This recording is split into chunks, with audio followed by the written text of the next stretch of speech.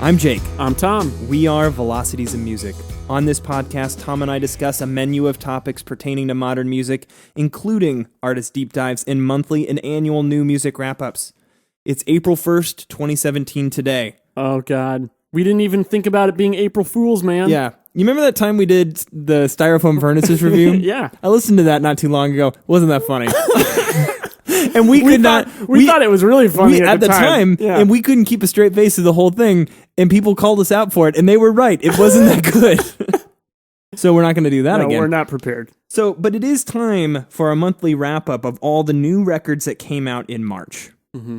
But before we get started, you can help support Velocities in Music. Subscribe to Velocities in Music on your favorite podcasting device to automatically get our latest podcast episode sent to your device each week or so when we release them. Also, Velocities in Music doesn't want your money. We also don't want to introduce any ads into the podcast quite yet. Right now, all we want is for you to share Velocities in Music with family or friends whom you feel would benefit from joining in on the music discussion Tom and I try to create in each of our podcast episodes. So, Tom. Yep. March, I feel like this was one of the first power months. Oh my God. It was for releases. It was nonstop, man. Just barrage of new music coming at us. And there was, in fairness, there were 5 Fridays. True. New music is usually released on Fridays. Mm-hmm. So we had 5 Fridays, and a slew of albums were actually released yesterday. Yep. Tom and I spent the evening listening to music in our respective houses, and now are coming together today to cover March. Yes. Got 41 albums to get through. You ready to do this? Holy crap, let's do it. Let's start with our featured albums, and then we'll go through honorable mentions and also albums that we would recommend you avoid. All right. Let's begin. We're going to kick this off with the new Grandaddy album, Last Place.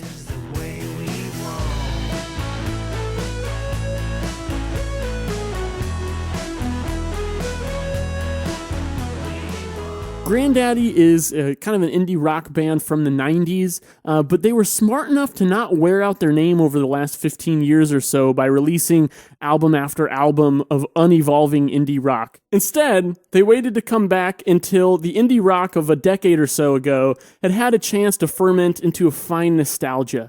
Last Place takes the sound of bands like Mercury Rev, Islands, Rogue Wave, a sound worth noting that Grandaddy kind of helped shape in the early career that they had in the 90s, and reminds us that quality is better than quantity. Rather than hear an album of the same sound churned out just every 2 years or so, like bands were doing when this style was really popular, that is popular amongst the indie scene, I'd rather hear it done right, and I think that that's what Grandaddy has done on this album. They've re-championed a fading genre by making the songs mean something more than just being a style exercise. For our next featured album, we have The Shins with Heartworms.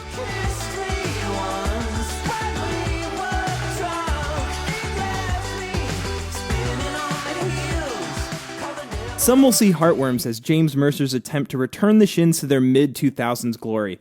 While this album certainly is going a different direction than 2012's simplistic and poppy Port of Morrow, this is still quite a bit different than any other record by the Shins.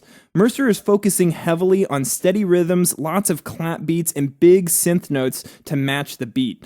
Almost every sound you hear on this record, outside of Mercer's vocals, is an electronic element of some kind. Each song is overflowing with little synth ditties and bass hits. This compositional strategy puts a lot of weight on Mercer's vocals to deliver the primary melodies in each of these songs. In a way, it kind of reminds me of what Kevin Barnes and Of Montreal do so well, just less flamboyant. And it kind of works for Heartworms. There are some great tracks on this album. It's very dancey and poppy, far from the introspective riddles that we heard a decade ago. Overall, I found this quite enjoyable and refreshing, easily worth a number of listens. Yeah, I thought this was much better than Port of Morrow, and it's odd because while some of the songwriting here is more mature in concept, which aptly reflects James Mercer's transition into middle age, the presentation is probably the poppiest we've heard from the Shins. Yeah. While that creates a direct contrast between songwriting style and production style in some places, I think it actually works. It just feels like a guy kicking against the inevitability of time.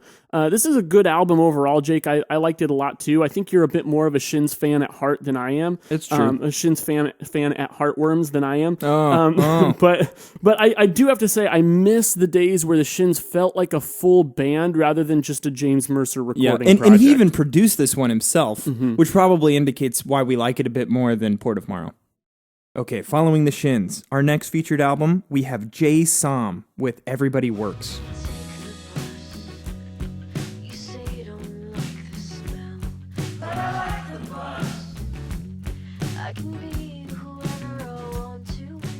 Jay Som is the moniker for Oakland-based singer-songwriter Melina Dutert. I think I'm saying that right. And Everybody Works is her second record. This, to me, had a Someone Still Loves You, Boris Yeltsin meets like Silversun Pickups vibe. Very indie rock, but there's a lot of attention to the guitar and the general sound aesthetic that had a lot of fuzz to it. Right away, I can hear that Jay Som has a great handle on dynamic contrast. This is a very indie rock sounding listen, focusing on the heavy use of lo-fi produced distorted electric guitar and bass. Female vocals echo out serene melodies in a playful manner, and I appreciate that Jay Som is able to try out a few different styles on this record. One thing that I notice is that she is very keen to experiment with strange-sounding, conflicting electric guitar notes. It contorts the sweet female vocals. Outside of the absolutely stellar track, The Bus Song, which is track 2 on the record, not a lot of these songs really knock it out of the park, but overall I think the album has a nice cohesiveness to it. I really like the sound and ideas that Jay Som show here. There is a ton of charm and charisma on this record. This shows promise, even if it's imperfect.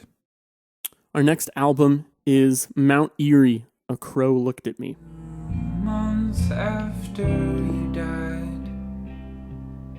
a counselor died.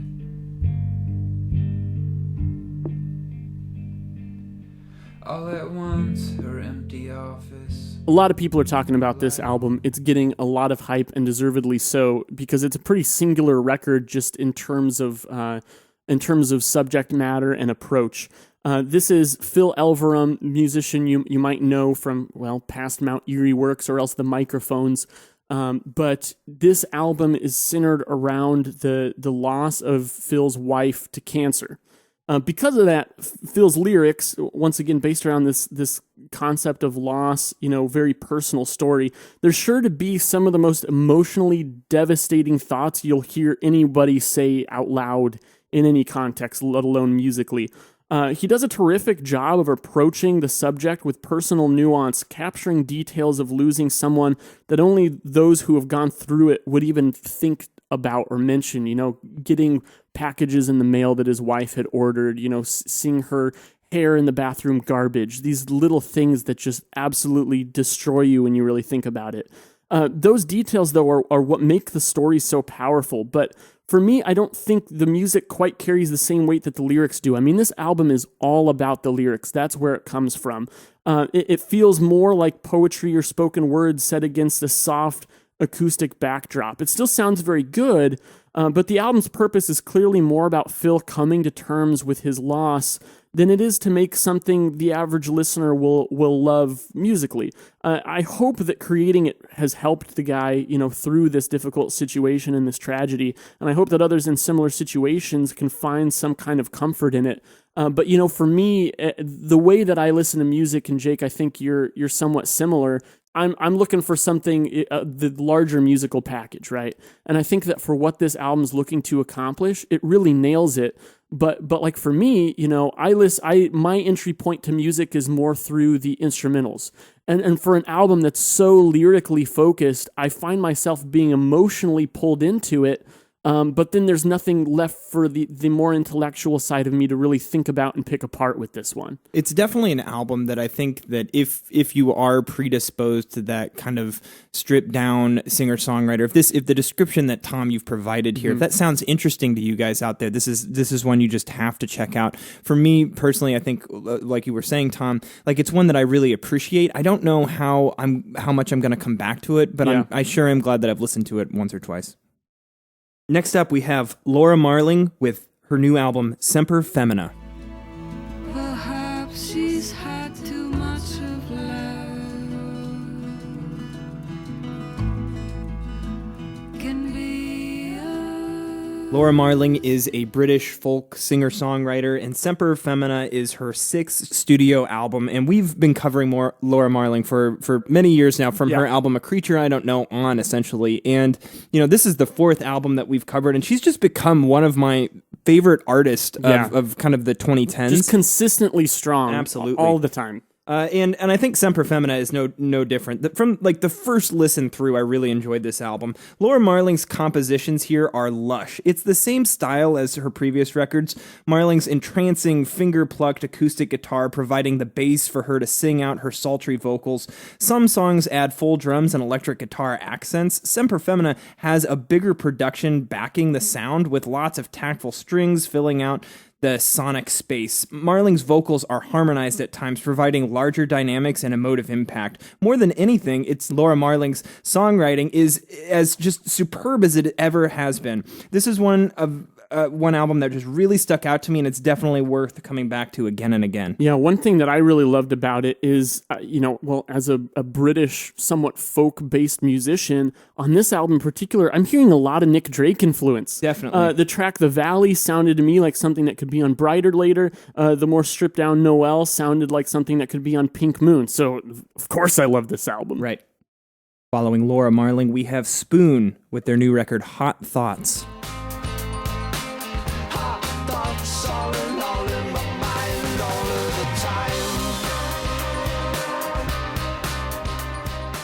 So, just to clear the air, Tom and I really like this record. Yeah. In fact, I'm even going to go out on a limb. It's one of my favorite records that's been released this year. For sure. I can't stop listening to this. However, we're not going to actually cover it in detail here, and I know that kind of sucks. So here's what we're going to do instead. This album, Tom and I have been discussing it and liking it so much that we've decided that the next artist deep dive that we're going to do is going to be Spoon. So be looking for that in the next few weeks. We're going to, I think in a week or two here, record the Spoon deep dive, cover all of Spoon's discography, and we'll cover Hot Thoughts in detail then. But just know for the time being that we really like this record and definitely really recommend it. Our next featured album is the new Mastodon album, Emperor of Sand.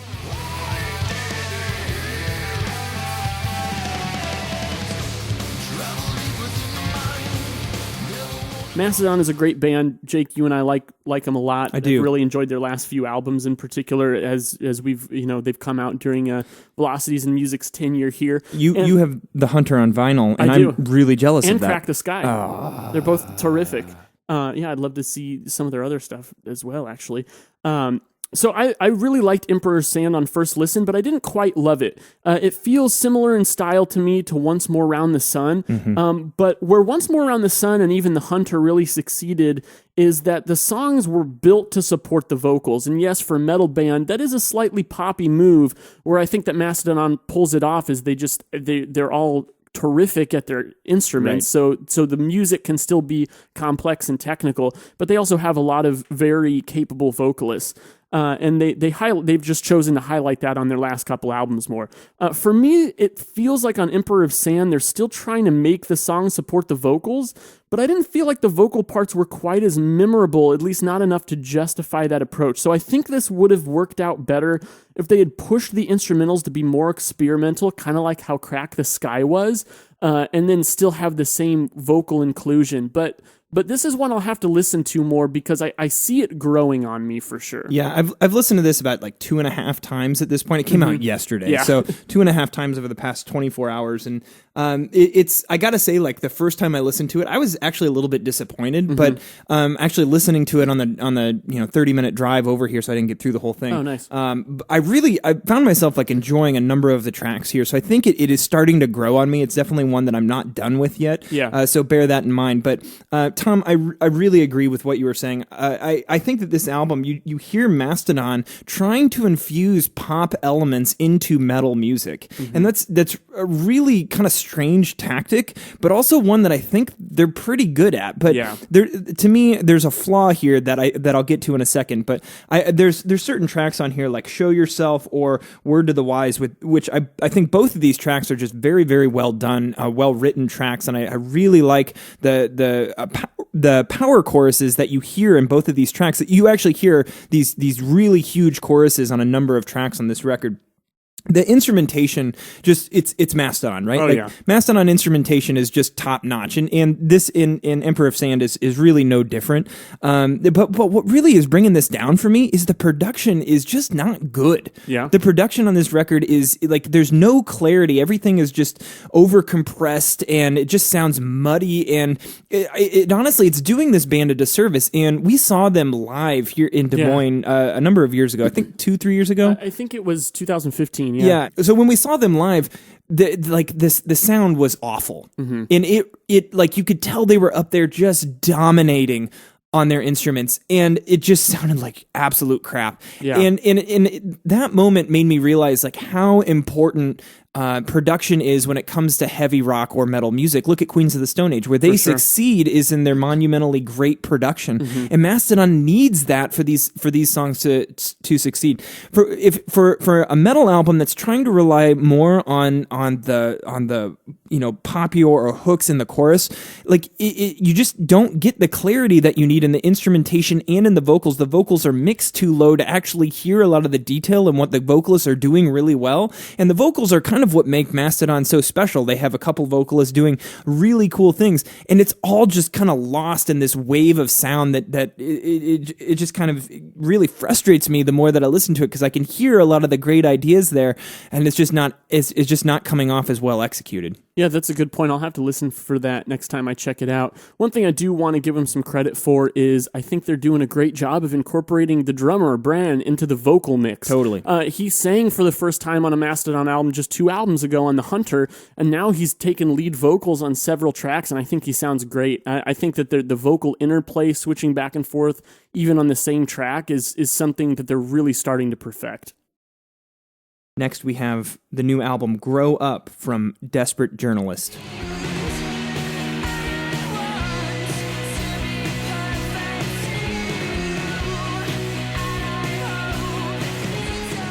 Desperate Journalist are a London-based post-punk act. And this album, Grow Up, is post-punk with female vocals and a brighter edge than their contemporary peers, Savages.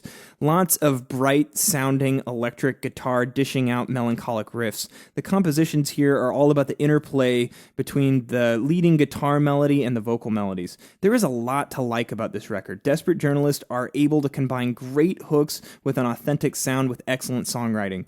These songs are interesting and each unfold independently of their own statement. That said, this feels a bit like a compilation over an album listening experience, but that's really a minor complaint towards a very, very solid effort. Yeah, on top of the description you gave, Jake, this even gave me kind of an 80s or 90s alternative rock vibe, like in the vein of like the Cranberries even. I never quite felt like the tension was there in the instrumentals to support the drama that the vocalist exudes. So that's a minor complaint, and for that reason, the lighter and more vulnerable moments actually worked better for me than some of the rock out ones, but this was a good album overall. All right, for our last featured album of March of 2017, we have the Vinyl Me Please record of the month. Yep. With Tennis, Yours Conditionally.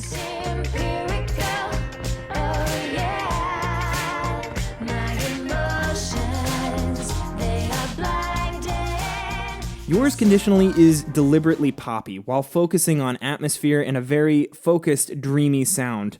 The sweetest sounding female vocals you've ever heard provide the primary melody lines on each track over simple beats that switch from organic to synthetic and back. Some tracks have shimmering electric guitar, others focus on a melodic backdrop comprised of reverbed keys. There's a great sense of space in the sound, mostly due to the intentional use of reverb in the instrumentation. This kind of sounds like a poppier beach house, and overall, what makes me like Yours Conditionally more so than previous Tennis albums is the assertiveness of the vocals, which really sell the hooks and provide a nice sense of warmth. Yeah, I also like this one quite a bit more than the previous 2 Tennis albums. particularly because of the confidence and presence in the vocals. That's really what makes it for me. I don't feel like that was quite there in the past. I still feel like this album just kind of treads the same emotional territory track by track, though, and also compared to their previous records, it's kind of similar territory. But I think these songs are significantly more memorable than what we've heard from them in the past. And also, I got to call out, Jake, with Tennis, I want to hear a collaboration between Tennis and the solo artist James Blake, thus creating the hardest musical work to Google of all time. All right, we're moving on to our honorable mention albums for March, and we're going to start that with the new Temples album, Volcano.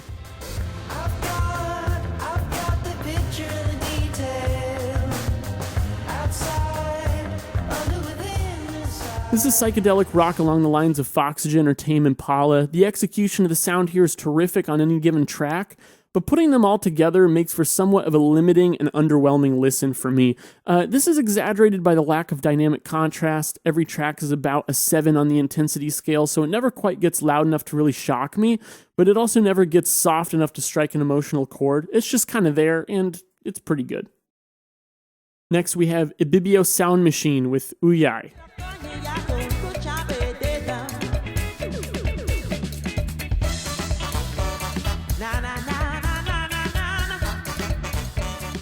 This starts off sounding like a late 80s New Jack Swing throwback, and it's pulled off really well. The percussion is very bouncy with a lot of auxiliary sounds going on in the mix. Later in the album, it gets a bit more modern and experimental with sharp synths and straight-up funk guitar. The vocals are great too, but for me they never seem like the focus. This isn't about catchy vocal hooks, it's about the infectious groove of the instrumentals, and I enjoyed it a lot. Next we have Why with Moh Lhean.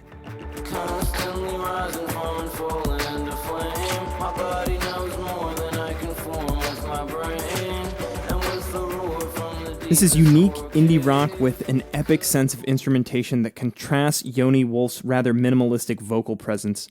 Other artists that this reminds us of are Mercury Rev, if they had more influence from like the hip hop or just beat based in general, or I'd even add like Alt J to that list of comparison. But this is more eclectic and quirky. This is fairly moody and explorative rather than playful or upbeat. There is a lot of ideas and experimentation in the sound, lots of string flourishes and electronic background textures that give the songs thicker space to occupy. Outside of that, there are tracks that are fairly simple, acoustic guitar-driven, drums and vocals. It's pretty enjoyable, not mind-blowing, but good indie rock. Next up is Nadia Reid's new album, Preservation.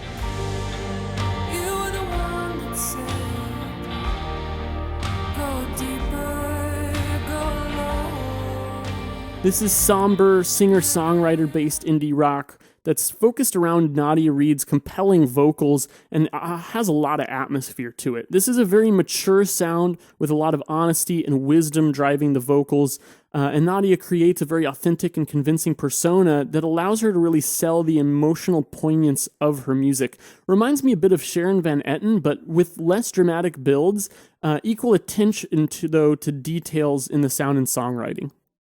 Our next honorable mention is Blanck Mass with World Eater.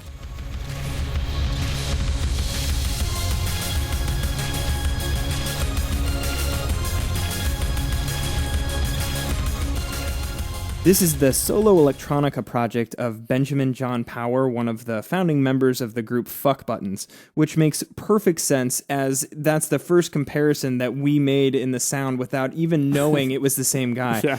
The big difference is that this is notably more aggressive than Fuck Buttons. This is really a fantastic album. Each song has its own mood and identity, but they all seem to work together. The songs are long, but there are only 7 of them, so the album doesn't overstay its welcome, and the tracks explore a lot of ideas.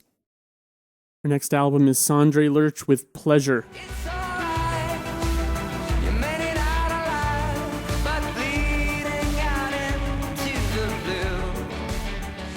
This is pop rock that sees Sondre taking his singer-songwriter roots even deeper into the more electronic-based modern pop realm. There are some well-crafted melodies and great sound choices on here, but the performance and general packaging of the sound feel a little sterile to me.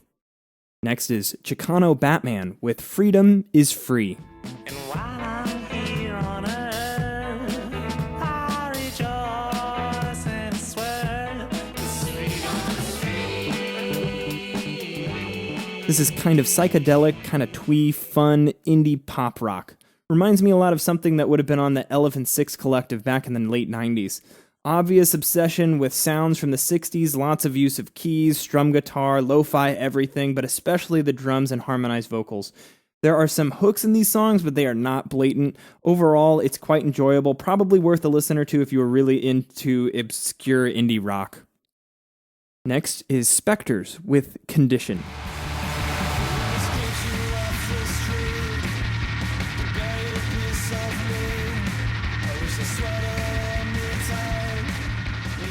This is some noisy, post-punky drone music. Distorted electric guitars creating walls of electric noise over repeating bass lines. The vocalist is hushed and doesn't have a strong singing voice, but does the job. He kind of reminds me of the vocalist from Cursive at times. This sounds pretty dark and contorted, which I totally dig. The more this album plays out, the more I found myself really enjoying it. Next is Hurray for the Riff Raff with The Navigator. And I watch the city quiver, living in the city. He's a very diverse singer-songwriter with some classic country thrown in the mix, as well as some Hispanic roots. I think the style is really well executed here, and there are a few great tracks, but overall the album didn't quite pull me in. Still though, I appreciate this new take on what really sounds like a classic style. Following that, we have Magnetic Fields with 50-song Memoir. My friend Scott says there's flying sauce. This is whimsical dream pop, somewhat similar to the Magnetic Fields' previous work with emphasis on strong vocal hooks during the choruses. The Magnetic Fields have always used lyrical diversity and concept to drive the warmth of their albums, and 50-song Memoir is really no different. The sound of this record is built around a drum beat and then usually some main melody line comprised of a plenitude of instruments, usually guitar, but sometimes claves or keys, with lots of auxiliary percussion and instrumentation. Stephen Merritt's warm baritone is usually the commanding feature of the song, which brings your ears straight to the lyrics. Sometimes it's gorgeously brilliant, and sometimes it seems a little self-indulgent. Either way, I respect an artist who can set a high goal and really go for it. 50-song Memoir is an example of just that. Next up is Valerie June, The Order of Time. Dancing on the astral plane, all the water winds and rain, floating through the stratosphere, blind the AC soul. This reminds me a bit of Adia Victoria's album from last year, but a little more upbeat and without the underlying darkness. Valerie's vocals are really what sells this. They're incredibly endearing and unique, blending a classic country twang with a more modern indie pop softness and even a little bit of soul. I think those vocals are going to be maybe polarizing for some people, though. At first, they sound a little odd, but once you get into the album, I think you'll warm up to them and find that they're really the selling point. Next up is the new Depeche Mode album, Spirit.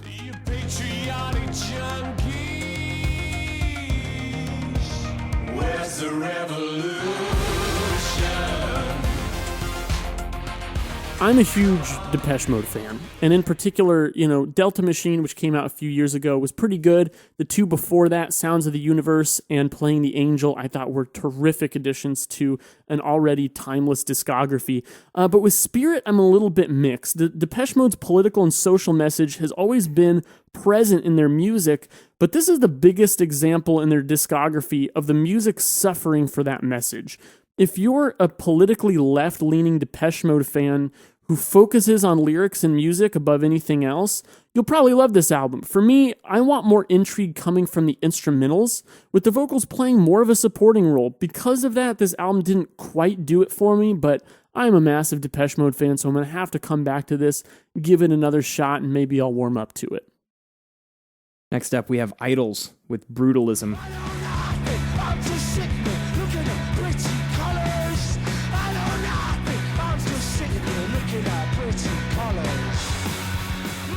This is really aggressive rock / post-punk that reminds me a lot of Future of the Left. There's tons of energy and edge here. I really like the clangy, distorted electric guitars and the booming bass. Some really decent songwriting as well. Our next honorable mention is the self-titled album by Obituary, Obituary.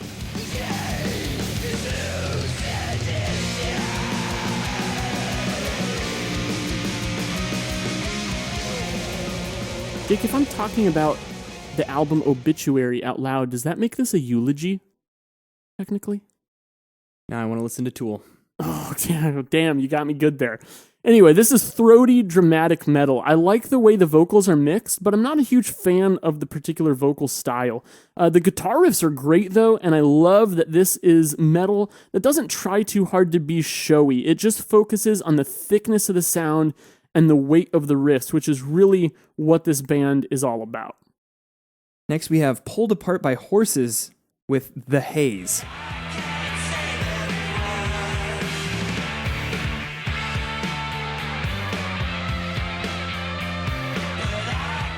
This is psychedelic rock that kind of reminds us of the OCs or even the Cloud Nothings at times. There is some fun, raunchy fuzz rock tracks on The Haze, which is a really great name for this record. The songwriting is never that special, but the general approach to the instrumentation and composition is compelling enough to make this quite enjoyable. Our next album is Sorority Noise. You're not as blank as you think.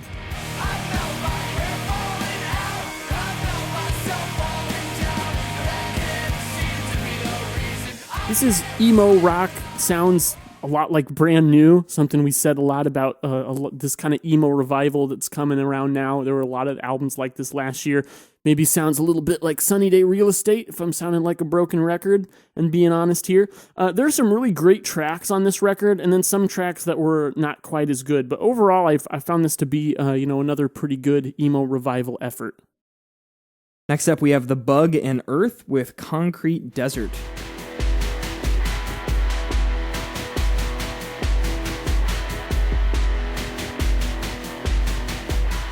This is ambient electronica / experimental ambient music. Lots of focus on using distorted electric guitars to create sonic textures, mixed with synth beats and sound effects to create a soundscape that really fits the moniker of Concrete Desert. This is enjoyable if you are looking for ambient music that is equal parts introspective as it is insular. Our next album is Pallbearer with Heartless.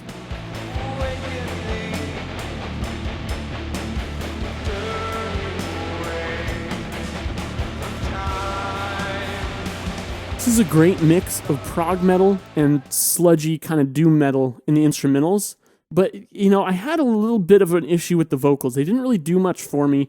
To me, they sounded weak, like they're trying to be pretty against a backdrop of music that isn't trying at all to be pretty. So for me, it really dulled the intensity and made the instrumentals feel less hard-hitting. But I really did like the instrumentals. I had a really different reaction to the vocals, actually, Tom. Yeah? I thought that they fit nicely. If anything, the thing that held this back for me was that the instrumentation was just a little too safe. Pallbearer never fully unleash, and everything is shrouded in reverb, which truncates some of the natural intensity in the distorted guitars and cymbal crashes. I enjoyed this, but it clearly could have accomplished more than it does.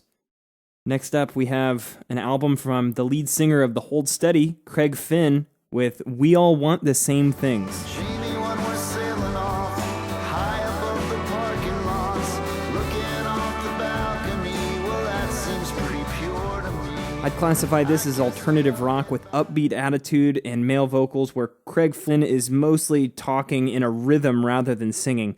Some really decent melodies on this record, lots of strummed electric guitars, and a full band sound. This doesn't blow me away, but I definitely found it enjoyable. Next up, we have the self-titled album from Kelly Lee Owens.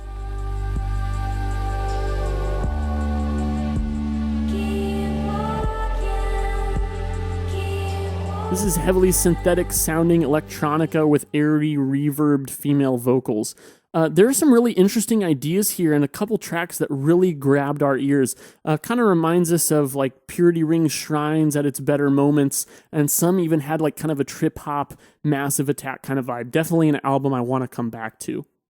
Following Kelly Lee Owens, we have Creeper, Eternity in Your Arms. I'm so high,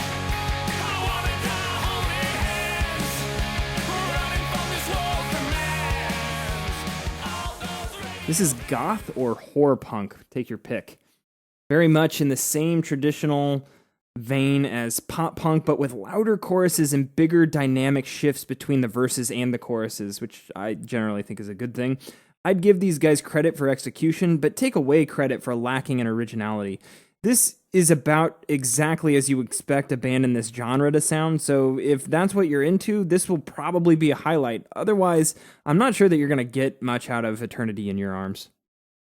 Next up, we have Saltland, A Common Truth.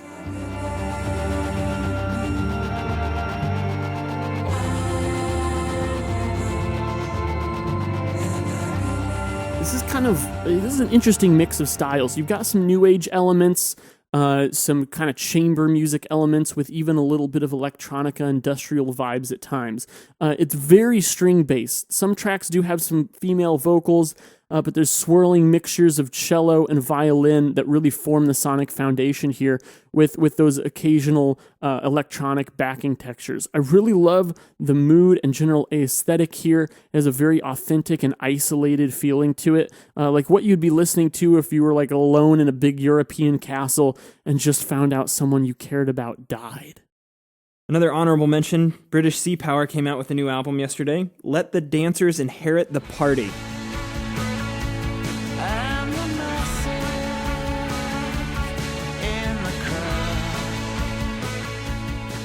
That album title doesn't get you ready to have a good time, I don't know what will. So if you like British Sea Power's brand of indie rock, that somewhat lethargic yet upbeat guitar-based indie rock with whimsical male vocals and reverb-mucked production, you will probably like this record. It's decent, but not enough. There isn't enough going on in the songwriting, particularly when it comes to dynamic contrast, to keep these tracks interesting or from sounding the same. Our next album is Pharmakon with Contact.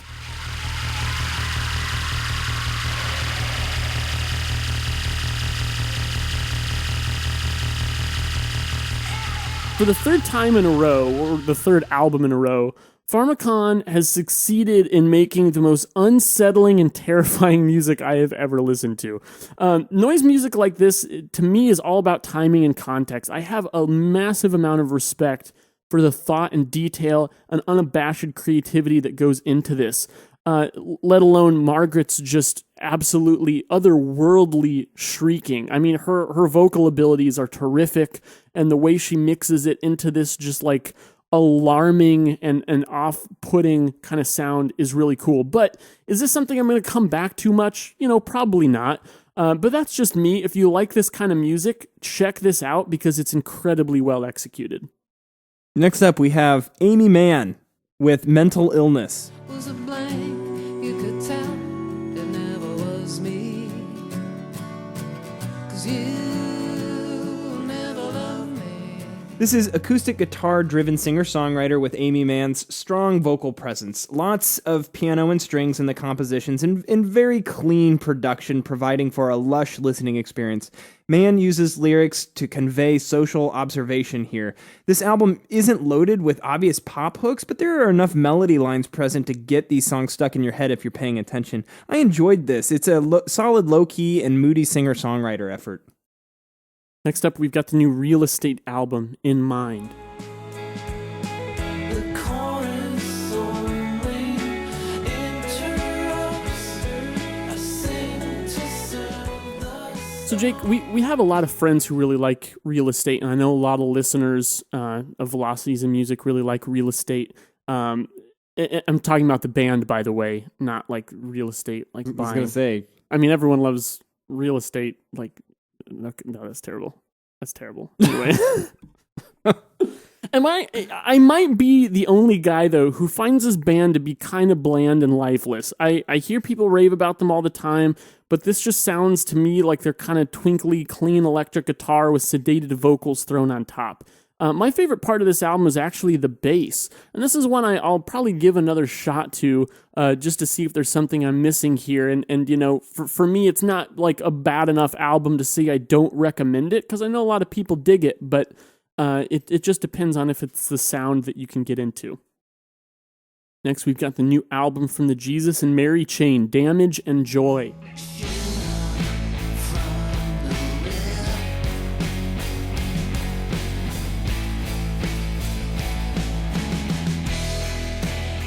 Jesus and Mary Chain's first album in nearly 20 years here finds them fitting nicely into the fuzzy indie rock scene that they helped create and shape with their seminal early albums back in the 80s. The songwriting here is pretty good, although I think they could have shortened the album a bit. There are some real standouts here, but at around, I think, like 50 minutes and like 14 songs, I just felt there were maybe a few they could have trimmed. For our last honorable mention from March of 2017, I'm going to do my best to pronounce this artist, so bear with me here. Bear with me here. This is Les Amazones de Afrique, Republique Amazone. I'm sorry. I'm sorry.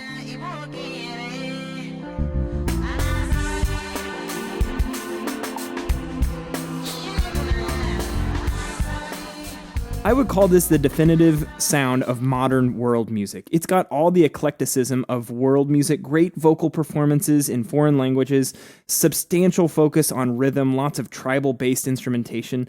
All of this here is blended with electronic effects, bleeps, bloops, light electronic melodies from time to time, and an overwhelming attention to detail in the production. This is seriously the best produced world music album I've ever heard, and surprisingly, it really sells the music as authentic, legitimate contender for your musical interest. Okay, Jake, we're done with featured albums and honorable mentions. We're moving into the not recommended territory. Albums from March that we were not that big on and can't quite put our personal seal of approval on. And we're going to start that list with the new Sleaford Mods album, English Tapas. And no real match for the spoon and tuppence of ale shops and tired minds. I think before I say you better be in line. In general, I'm a fan of Sleaford Mod's style. Minimalist, bass-driven grooves with razor-sharp rants overlaid on top. On English Tapas, though, I feel like the edge has been dulled in the vocal delivery, lyrics, and production. There's not as much weight in the lyrics, and the production sounds very thin. If the beats were harder hitting and there was more fire behind the vocals, I would have liked this a lot more, but it felt flat to me. Next up for not recommended albums from March of 2017, we have Minus the Bear with their new album Voids.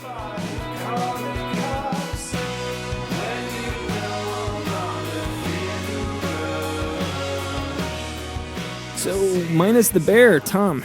Yeah? They released a new album. Oh, yeah. It sounds just like what you would expect from Minus the Bear. All right. It has a very Minus the Bear sound. If you like other Minus the Bear albums, I can't imagine anything preventing you from liking this one.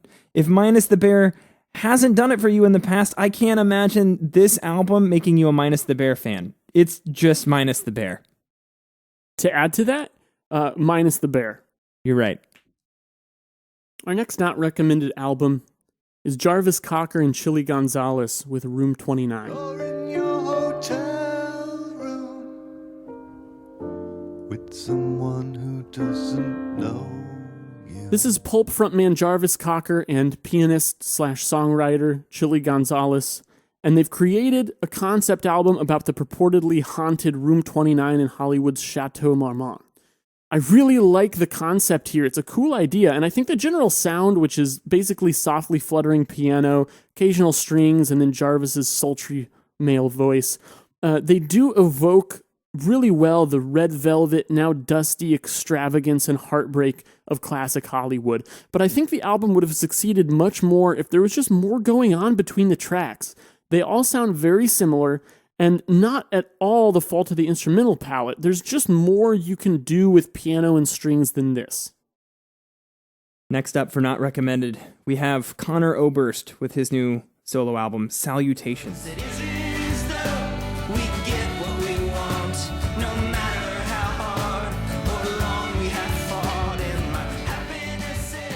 For those of you who may not be familiar with Conor Oberst, I'm jealous. Secondly, he's the Bright Eyes, which are a folk meets singer-songwriter sort of indie band. And Conor Oberst's solo albums have kind of been similarly veined. I can't really give an objective assessment of this guy. I really just hate his music and his voice. He sounds so terribly forced on anything I've ever heard him do. This sounds like Conor Oberst really embracing the folk side of his music. Lots of Dylan influence, some folky fiddle and accordion on some songs, and it's really not terrible. But because it's Conor Oberst, I can't break through the barrier. I just can't connect with this guy's music. Next up for Not Recommendeds from March, we have The Moon Landings with Interplanetary Class Classics.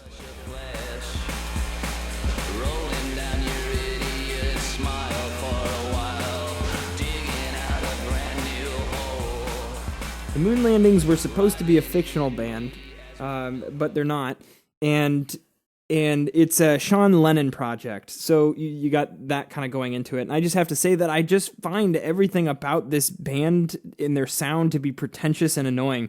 The sound is incredibly over the top. The Moon Landings are trying to sound as abrasive and as out there as possible, but simply being weird doesn't mean that you have genius.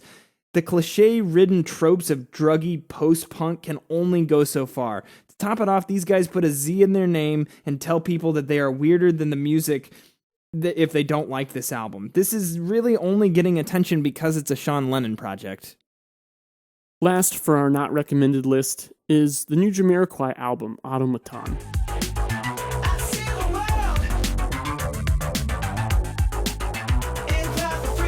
I'm actually a little mixed on saying I don't recommend this because I've always liked Jamiroquai's blend of pop, funk, and disco. But what's sad is that it stuck out more uniquely in the 90s soundscape than it does now. There are so many artists out now that sound kind of like this that it needs to work harder to stick out, and it just doesn't. In fact, I think that Jamiroquai actually betray themselves a bit by incorporating more disco elements into their sound than funk or psychedelia, which just gets more stale over the relatively long run time that this album has. Tom, that was a lot of albums. It was. Prolific month. Yes. I like it. Got 3 that you'd pick out as your favorites from this month? Yeah, besides Spoon, which we'll talk about in more detail later, I'm going to go with Grandaddy, Blanck Mass, and Valerie June. I thought those were all really good. Very nice. I actually am going to do some wildcard picks. Albums, Okay. a couple of here that I think I liked more than you did. Spectres with their album Condition. I actually really liked. Laura Marling with Semper Femina. Obviously, I really like that record. And then also the one that I have so much of a hard time pronunciating. I don't think pronunciating is a word. It's not, but I liked it. The album that I have such a hard time pronouncing, Les Amazones de Afrique, their album Republic Amazone, because I couldn't get away with just saying it once. I had to say it twice. Man, you are a glutton for punishment. You went out of your way to say that twice. I'm kind of in awe of you right now. It's very brave. And what you should take from that is that I really did enjoy that record. I mean, I put it on, and a lot of times with like world music, it's kind of niche, right? But this one really kind of. It lit up my living room when we were listening to my wife and I were listening to it, and we were like, you couldn't help but kind of just dance to it and enjoy it. So it was a really good record, and it took me by surprise. All right, guys, what were your favorite albums from March 2017? Were there any albums that Tom or I missed that you think that we should cover in a later podcast episode? Let us know. Thank you for your continued support and participation. Tom and I love all of your comments on our YouTube videos, your Facebook messages, and your emails to us. Your participation is what makes Velocities of Music possible. So, as always, thank you for being awesome. I'm Jake. I'm Tom. We are Velocities of Music, moving music discussion forward.